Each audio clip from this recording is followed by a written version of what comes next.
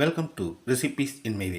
இன்றைக்கி நம்ம அருமையான சுவையில் எல்லாருமே விரும்பி சாப்பிடக்கூடிய ஹெல்த்தியான இடியாப்பம் தான் செய்ய போகிறோம். நிறைய பேர் இடியாப்பத்துக்கு தேங்காய் பால் சேர்த்து சாப்பிடுவாங்க. நான் இங்கே மணக்க அருமையான சுவையில் ஒரு வெஜிடபிள் குருமா தான் செஞ்சுருக்கேன்.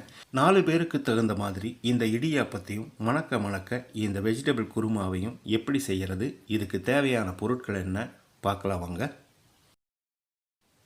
மிக்ஸி ஜாரில் ஒரு துண்டு பட்டை, 2 கிராம்பு, 2 ஏலக்காய், 1 டீஸ்பூன் சோம்பு, 2 பச்சை மிளகாய், 1 டேபிள் ஸ்பூன் பொட்டுக்கடலை, 1 டேபிள் ஸ்பூன் முந்திரி, 1 டீஸ்பூன் கசகசா, 1 கப் துருவின தேங்காய், அரை கப் அளவுக்கு தண்ணி சேர்த்து முந்திரியும் கசகசாவும் ஒரு 10 நிமிஷம் ஊறின பிறகு நைஸாக அரைச்சி எடுத்துக்கலாம். குக்கரில் 1.5 டேபிள் ஸ்பூன் எண்ணெய் விட்டுக்கலாம். 1 டீஸ்பூன் கடுகு, கடுகுக்கு பதிலாக சோம்பு சேர்க்கிறதா இருந்தாலும் சேர்த்துக்கோங்க. 1 பச்சை மிளகாய், 1 கொத்து கருவேப்பிலை, 50 கிராம் அளவுக்கு 1 பெரிய வெங்காயம் பொடியாக நறுக்கினது. வெங்காயத்தை கண்ணாடி பதத்துக்கு வதக்கிடலாம்.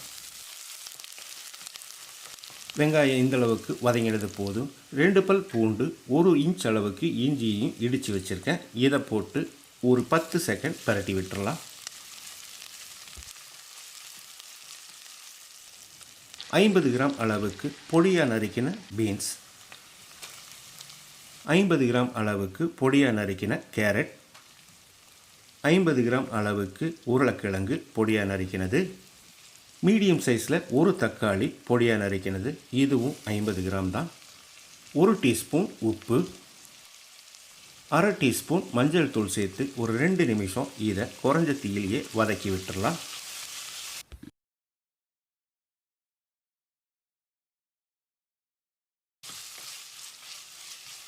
ரெண்டு நிமிஷம் வதக்கி விட்டாச்சு. இப்போது நம்ம ஏற்கனவே அரைச்சி வச்சுருந்த தேங்காய் விழுதை சேர்த்துடலாம். கூடவே 2 கப் அளவுக்கு தண்ணி சேர்த்துக்கலாம்.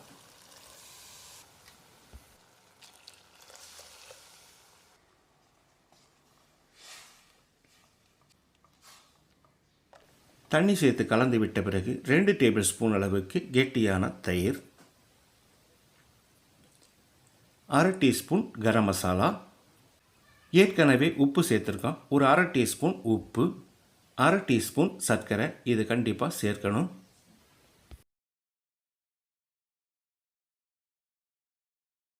இப்போ குக்கரை மூடி 2 விசில் விட்டு எடுத்துக்கலாம்.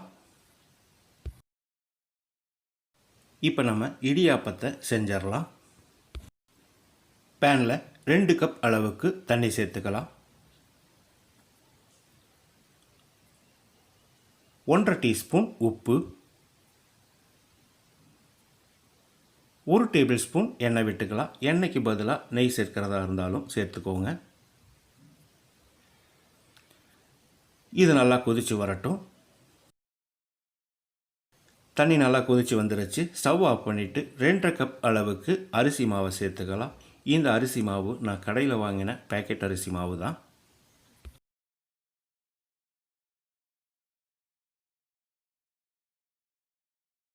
இப்போ இதை நல்லா கலந்துடலாம்.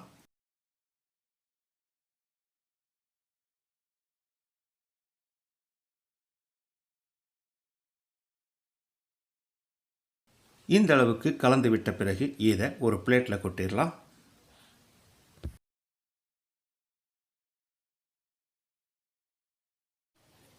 இது கொஞ்சம் சூடாக தான் இருக்கும், அதனால் அடிக்கடி தண்ணியில் கையை நனைச்சிட்டு பிசையணும்.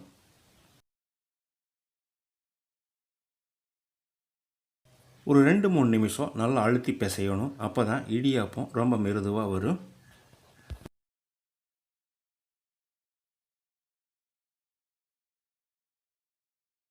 இந்த அளவுக்கு மிருதுவாக பிசைஞ்ச பிறகு வேறொரு பவுலில் போட்டு ஒரு துணியால் மூடி வச்சிடலாம், இல்லைன்னா மேலே காஞ்சிரும். இட்லி தட்டில் நான் இலையை கட் பண்ணி வச்சுருக்கேன். இந்த மாதிரி சின்ன துளையுள்ள அச்சை முறுக்கு பிடியில் போட்டுக்கலாம். தேவையான அளவுக்கு மாவு உள்ள வச்சு புழிஞ்சி விட்டுடலாம்.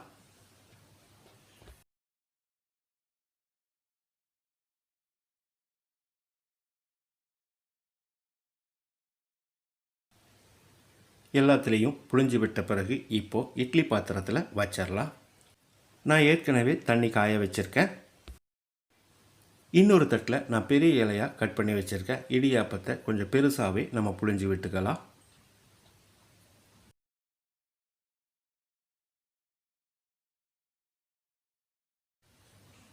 இந்த மாதிரி புழிஞ்சு விட்ட பிறகு இட்லி பாத்திரத்தில் வச்சு மூடி போட்டு ஒரு 10 நிமிஷம் வேக விட்டுடலாம்.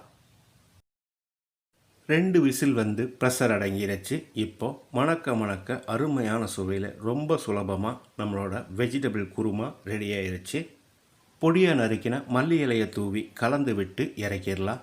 இந்த குருமா இடியாப்பம், ஆப்பம், சப்பாத்தி, பரோட்டா, தோசை எல்லாத்துக்குமே ரொம்ப பிரமாதமாக இருக்கும். இந்த குருமாவோட சுவைக்கு இடியாப்பமோ சப்பாத்தியோ இனி 2 சேர்த்து சாப்பிட்ற மாதிரி இருக்கும். 10 நிமிஷம் வேக விட்டுருந்தோம். இப்போ எடுத்துடலாம். ஆவி பறக்க சுட சுட நம்மளோட இடியாப்பமும் ரெடி ஆயிருச்சு. இதே மாதிரி இதே அளவுகளோடு நீங்கள் செய்து பாருங்கள். இந்த வீடியோ பிடிச்சிருந்தா லைக் பண்ணுங்கள், கமெண்ட் பண்ணுங்கள், ஷேர் பண்ணுங்கள். சப்ஸ்கிரைப் பண்ணாதவங்க சப்ஸ்கிரைப் பண்ணுங்கள். மறக்காமல் பெல் பட்டனை கிளிக் பண்ணுங்கள்.